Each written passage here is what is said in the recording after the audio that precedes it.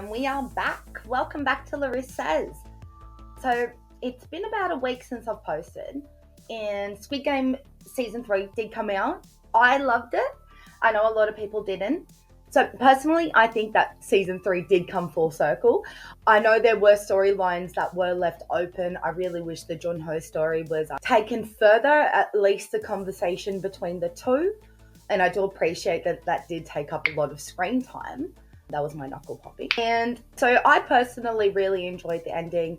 Humans are, and he leaves it open, and a new life is given with the baby.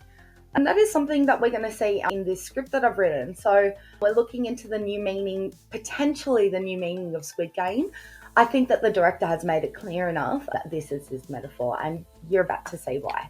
So, does Squid Game have a new meaning? Writer and director Hwang Dong Hyuk can be beautiful, poetic, and absolutely diabolical in his storytelling. Squid Game is a real childhood game in Korea, as we know, where defense tries to reach out the, as we know, where defense tries to reach the squid's head without being pushed out.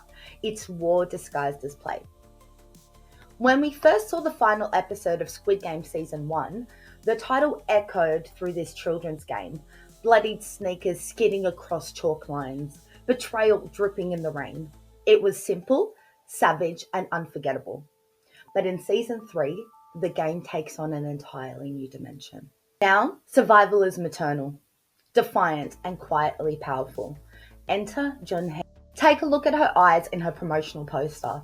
There's no fear, no panic. We just see intention. Jun Hee is not just another player. She's pregnant and alone, trapped in this world engineered for death. And yet, with every laboured breath, she refuses to be broken. Quietly powerful, we enter the arc of player 222. Now, did you know that octopus are some of the most selfless creatures in nature? After laying up to 200,000 eggs, the mother stops eating entirely. She devotes herself to guarding them, even as her body slowly cannibalizes itself from the inside out. Scientists call this semoparity, a one-time reproductive act so intense it costs the mother her life. Hormones flood her system, shutting down her appetite and initiating her own demise. This is not just instinct, it's biology, weaponized for love.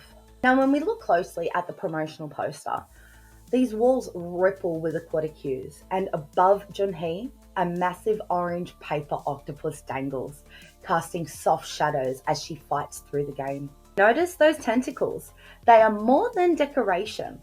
They echo the octopus's protective wrap, a visual cue to her ancestral maternal force. Each contraction, each painful breath, are her sentinel duty against impossible odds. In episode 2, before she enters the game, we see her with Myung-gi, and she says, "I'll do whatever it takes to protect my baby." In this episode, Jun Hee gives birth mid-game, in a chamber designed to look like the bottom of the ocean. It's the same chamber we see in her promotional poster. That octopus placement wasn't just design, it was foreshadowing, a mirror of her fate. In a place built for death, she brings life. That alone is rebellion.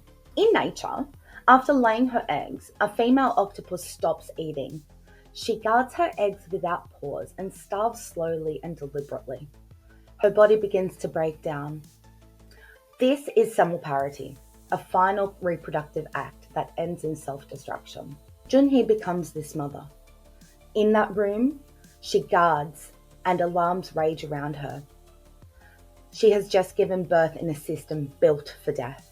Now, even octopus mothers have their limits. Jun Hee's ankle is broken and it seals her fate at the bridge. Yet, like an octopus passing eggs to the current, Jun Hee ensures the survival of her baby. During Game 5, as the jump rope bridge looms, Jun Hee cannot cross. We know her ankle has been shattered during the chaos. This has left her critically injured. She's unable to compete. She will be eliminated. Witnessing this, Myung-gi appears, pleading to help her, but Jun Hee recoils. She recognizes him as a threat. She cannot trust him with her child. This refusal is rooted in a deep maternal instinct. She won't risk her child falling into the hands of someone that she doesn't trust. He is the man that murdered Hyun.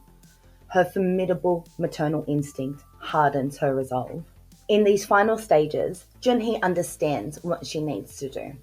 She entrusts her baby to Jaehan, someone who has undergone his own moral reckoning. She knows she cannot finish the game and accepts that, but ensures her child has a future. Jaehan carries the baby across, keeping his promise, and Jun Hee remains behind. They realize there is only 1 minute left, and Jaehan wouldn't make it back to care for her child. She refuses to allow him to cross back to try and save her. This sacrifice preserves her child's survival above her own. When she chooses to surrender, it is not in defeat or weakness, but in hope and love. As she approaches the cliff, she's not screaming or broken, she's deliberate. She lets herself fall into the abyss below. This moment is not a passive death, it is an active sacrifice. Jun Hee's story embodies nature's physiological and biological response in purposeful self-destruction, mirroring the octopus's mother's final act. In the ocean's depths, after laying eggs, an octopus's body shuts down by instinct. She starves, her cells break down, all to protect her young. Jun Hee's fall is this same devotion. Her body has been the final sacrifice so her daughter may live. In her final scene, we see Jun Hee on the floor, broken. And for the first time in the series, we see blood appear blue. It's visible in the top left of her frame. This isn't a fluke. Hwang Dong Hyuk deliberately gave her blue blood to echo the octopus's biology. By colouring Jun Hee's blood blue, the show draws a direct parallel to the octopus mother's ultimate sacrifice. Jun Hee's death becomes the vessel that sustains her child, underscoring her role as the protector. Months later, we cut to, in my opinion, probably one of the happiest ends for the baby. She is the winner, and instead of, going home with a psychotic father, she was entrusted to Jun Ho. So months later, Detective Jun Ho cradles that living testament. The baby's steady breath is proof that life can triumph even in the darkest times. She is adorned with her mother's player's jacket.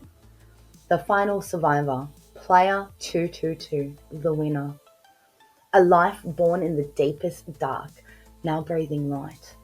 And with that breath, Squid Game changes. It is no longer just a message of greed and desperation. It's a portrait of legacy, of maternal instinct, so powerful that it rewrites the rules. Transformed, Squid Game is now not only a game and a contest of brutality. The title now carries the weight of a legacy, of love so fierce that it defies death. Jun Hee's story is not a detour, it is the new meaning of Squid Game. Mothers like Jun Hee and the octopus redefine survival. They show us that true power lies not in living forever, but in giving life its strongest chance. Time moves on, but the child lives safe, because those around her sacrificed and taught us what love demands. Sometimes survival is about the love and light around you, and somewhere another cycle begins. So, if this story moved you, smash that like button, share your thoughts in the comments. What lengths would you go to protect the ones you love? Don't forget to subscribe for more deep dives beneath the surface. Thank you again, and I'll see you next time. Bye.